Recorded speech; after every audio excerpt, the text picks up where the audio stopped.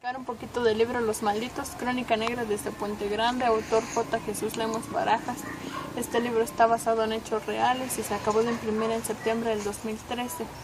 J. Jesús Lemos era periodista desde 1988 y un día trabajando, el 7 de mayo del 2008 para ser exactos, salió a su trabajo y recibió una llamada de un amigo suyo, policía ministerial, quien le dijo que fuera a su oficina. Que ahí tenía que darle información de unos muertos que habían encontrado en Jalisco. Lemos se fue para allá y ahí el policía lo trató como si fuera un desconocido. Dos encapuchados lo detuvieron y fue llevado hasta el juzgado de Guanajuato, donde le dijeron que sería trasladado a una cárcel federal debido a su nivel de peligrosidad. El 27 de mayo fue ingresado a la cárcel federal de Puente Grande, Jalisco. Allí fue introducido en el Centro de Observación y Clasificación, en el pasillo 1, también llamado Pasillo de los Locos, ubicado en la celda 305 con el número de preso de 1568 y catalogado con el nombre de Maldito, debido a su alto nivel de peligrosidad. Lemos contaba muchas cosas las cuales pasaba. Decía que fue humillado, torturado de la peor manera que podía imaginar y toda clase de tortura había padecido. Ahí también conoció a diferentes presos, como fue Daniel Arismendi López, alias Mucha Orejas, que tenía varios delitos, entre ellos el delito de secuestro.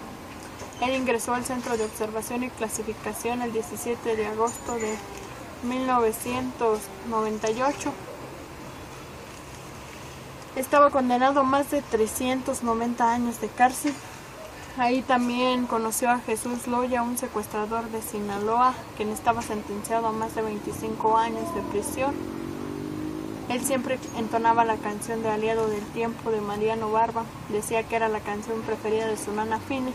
La nana Fine era la enfermera encargada de la guardia cada tercer día en el Centro de Observación y Clasificación, ubicado en la cárcel de Puente Grande. A él no le importaba que los custodios casi lo medio mataran y lo golpearan con tal de ver a su nana Fine. Decía que estar con ella, aunque fuera unos minutos, era como si pudiera estar en el cielo.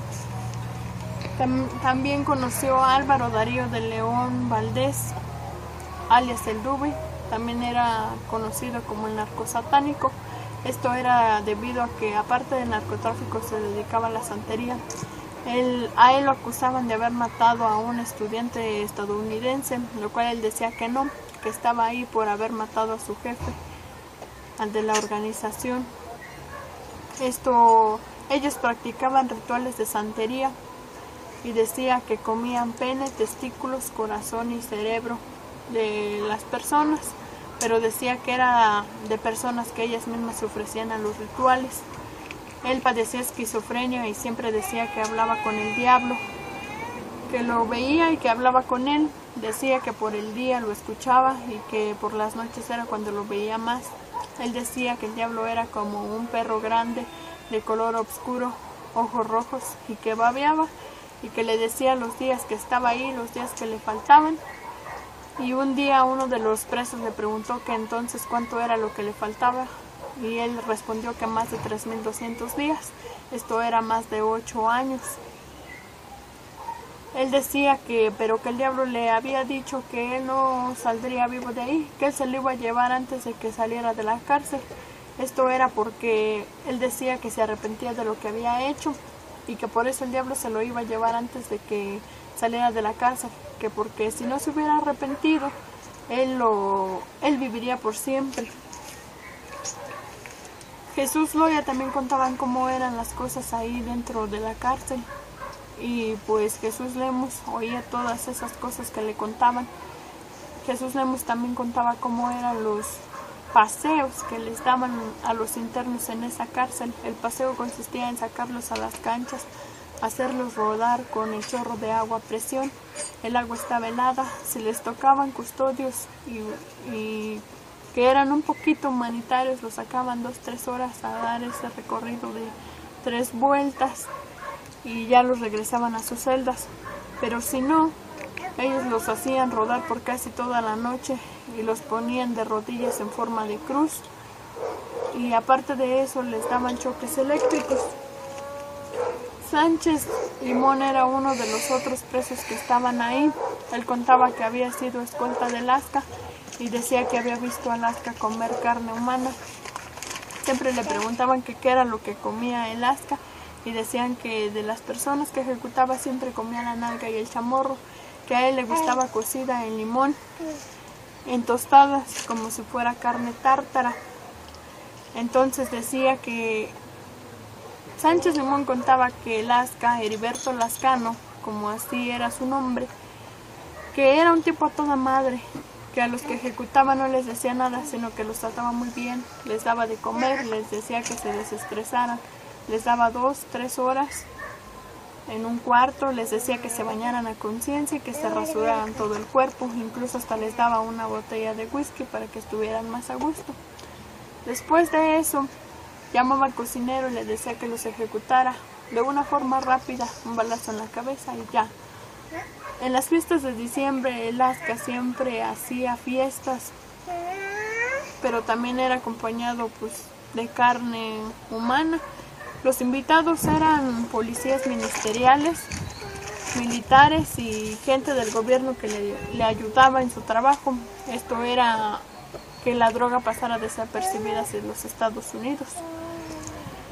Contaba que en esas fiestas lo que más hacían era pozole y tamales, que la gente sabía que era carne humana y no hacía el mínimo mueca de asco ni de rechazo, sino que todos comieran como si fuera algo normal, que siempre comían como si no les diera asco ni nada, aunque ya está bien que era carne humana.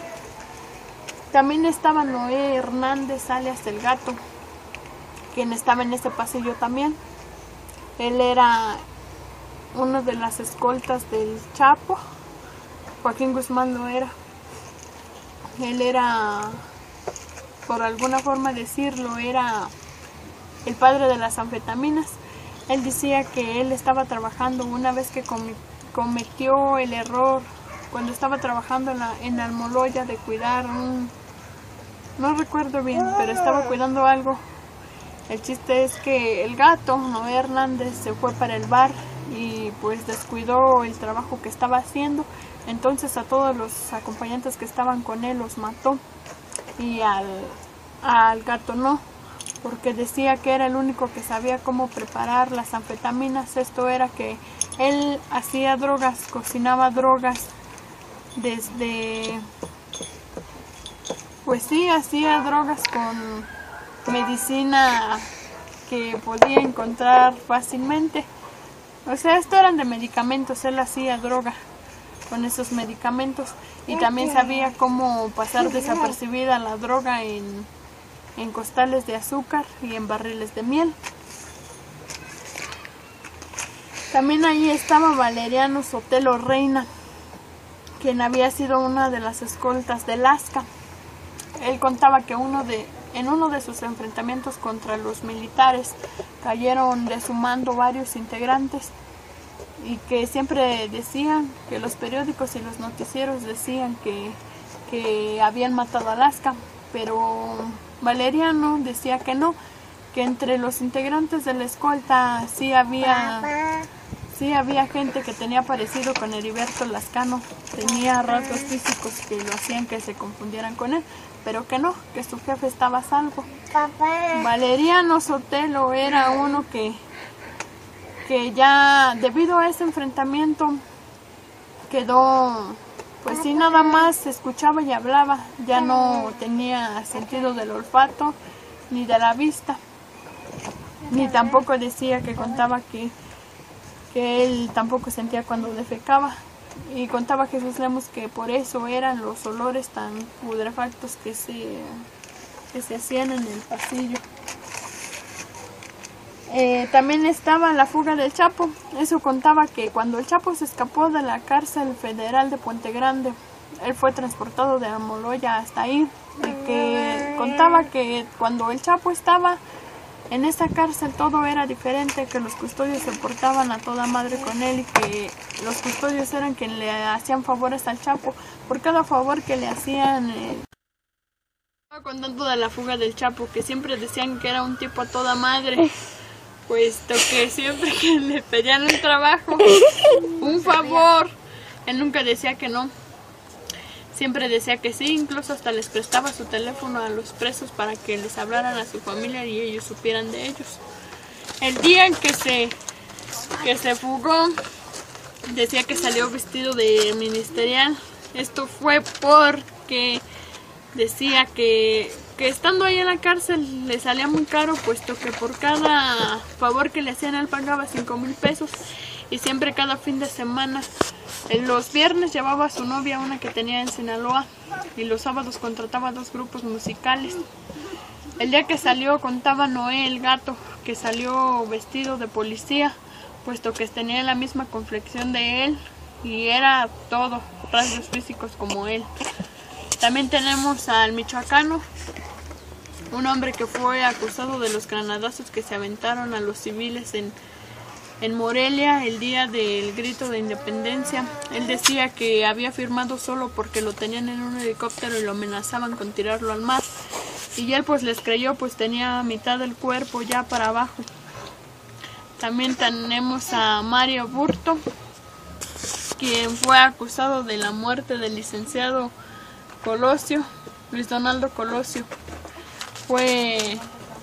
Lo acusaron, pero él decía que no recordaba que lo había matado a conciencia, puesto que el día que sucedieron los hechos, ¿Cuánto falta?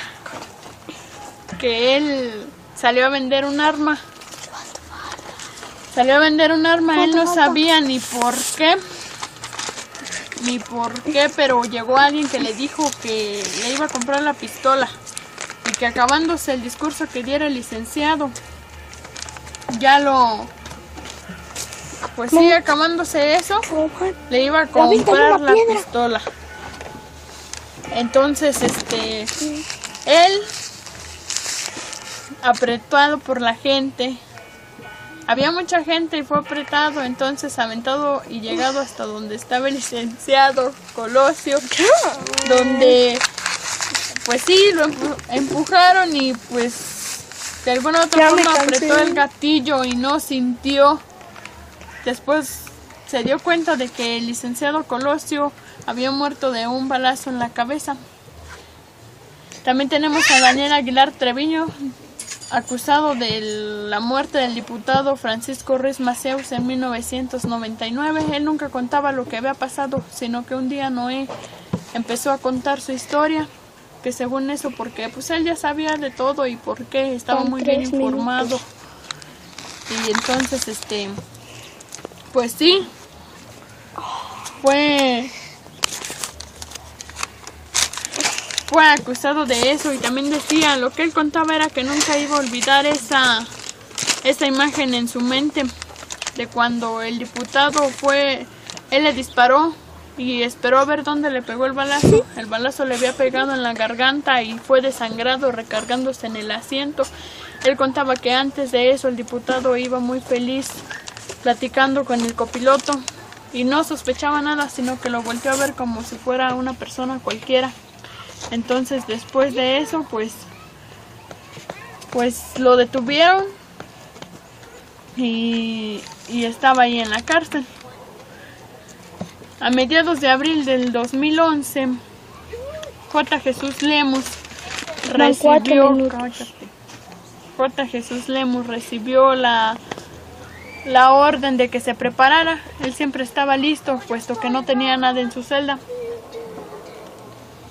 Entonces, pues sí, la trabajadora social le dijo que sí, él era Jesús Lemus, y él respondió que sí, y dijo que ya estaba listo, que él salía en libertad. Él se quedó frío y decía que si no lo estaban confundiendo, que porque anteriormente lo habían confundido con Juan Lemus, y la trabajadora le dijo que no, que si él era J. Jesús Lemus Barajas, de 41 años, con el número de preso de 1538, era él a quien le estaba dirigiendo. Ya van 5 minutos. Entonces Jesús Lemus no lo pudo creer y salió de ahí después de 3 años, 5 días de estar recluido en la cárcel federal de Puente Grande. Y él, pues aquí tenemos su libro, donde escribió varias de las anécdotas que él vivió durante su estancia en esa cárcel. Ya.